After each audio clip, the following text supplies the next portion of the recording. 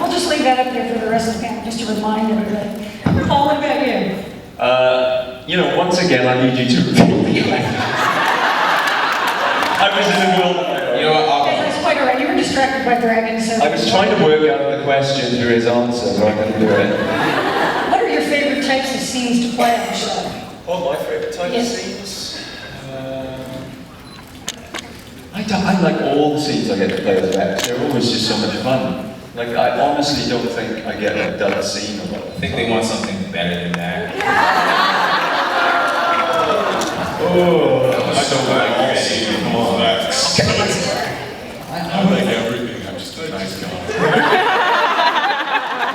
I like wearing the leather thong. I like getting whipped. Is that what you want? Sexy in the quad, please. I love layering my body in the shower, preparing for my scene. That's true. I don't know why women do that to themselves. It is horrific. It's just one of the things that you learned in Lambda, and I'm sorry I said Rada yesterday, but no. Yeah, it's the London mechanic. Take professional British actor pairs using Nair.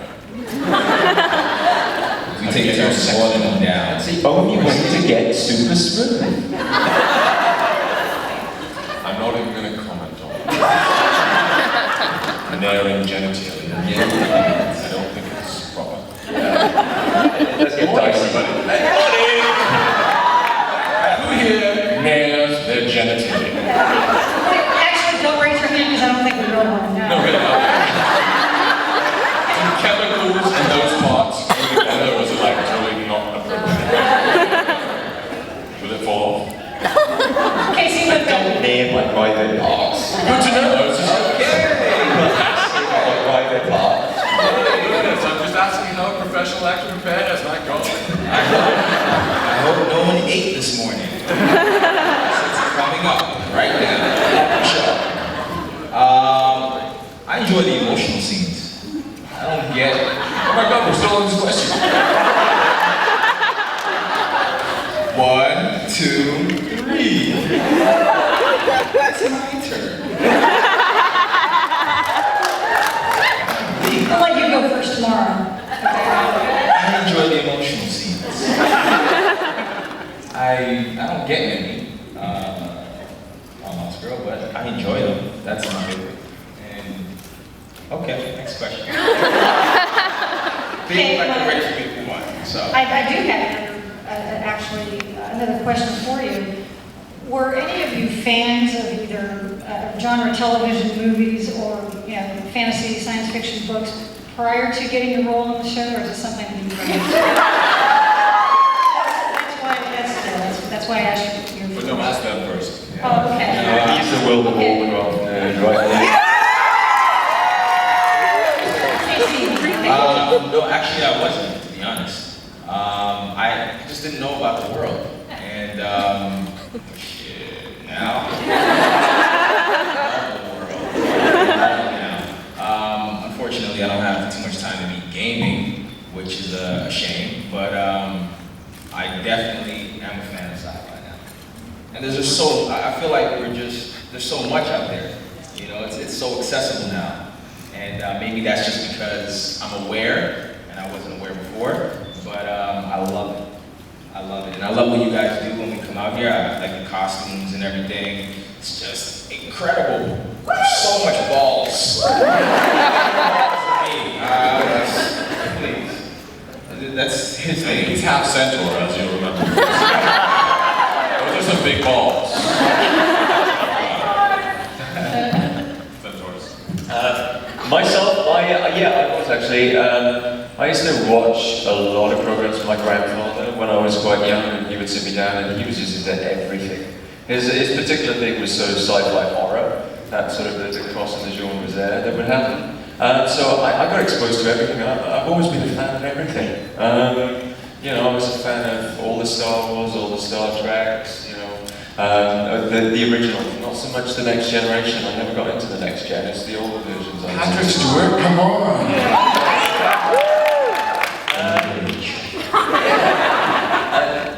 I was a big fan. Doctor Who, of course.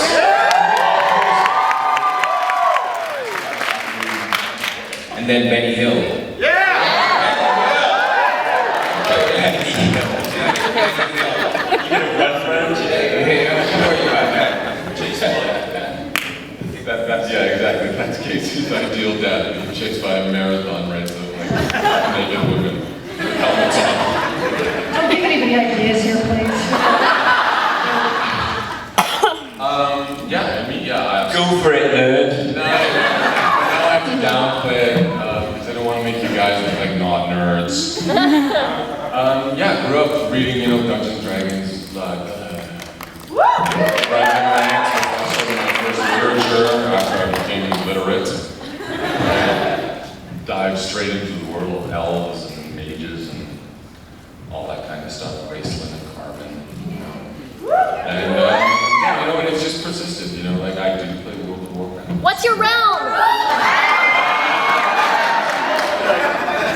Order Alliance!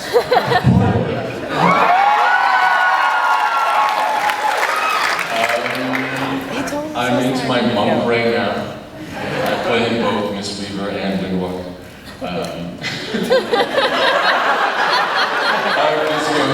I told myself a bridge. Honestly, this is such an amazing genre. Star Wars, they help push the boundaries of our imagination.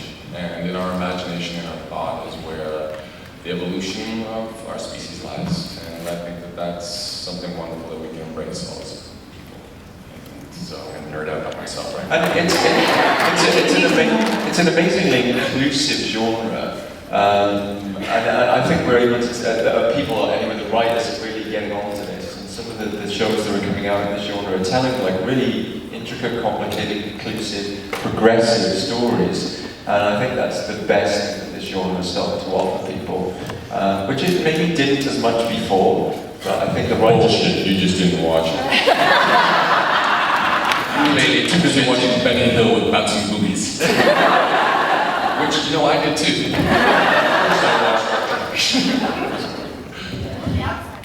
Excuse me? Yeah, absolutely. Lost boys. Do we have some people that are with our mic people for questions out here? Okay. Is anybody conscious of it, or are you just reacting to our foolishness? Yes, line up if you have questions for these gentlemen this morning. Please line up over here with either Erica or Sheila. It's Sunday morning, line up. You need to be at the mic because everybody needs to hear what you're saying.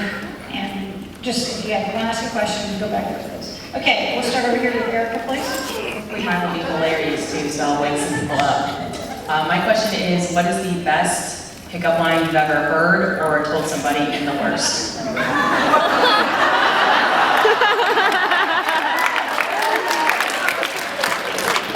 Okay. Anybody? I only heard the first part of the question. My God, they're playing deaf again. First pickup line. Okay, well, I actually heard this from Ksenia. If you were a booger, I would pick you first. Yeah, that's odd. That was the worst. Ever. Yes. Wow. I'm using the nasty. The best I think I've ever heard was, but it has to be, the situation has to be right. So you're driving, and I guess you could be walking, and you pull up beside someone, and I hope this comes out right too.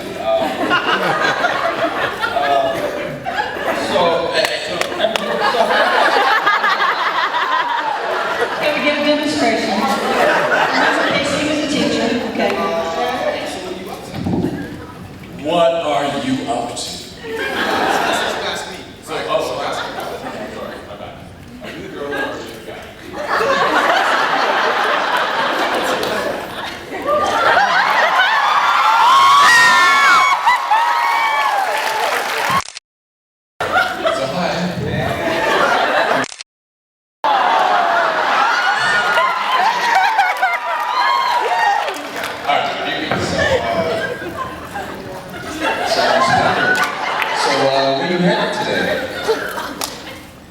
going home? Are you saying you want me to give you head?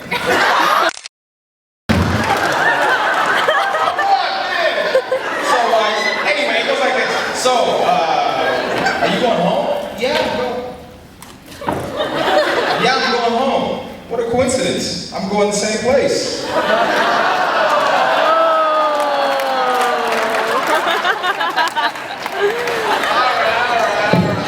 He's going to her house. That's hot. That's the best I've heard.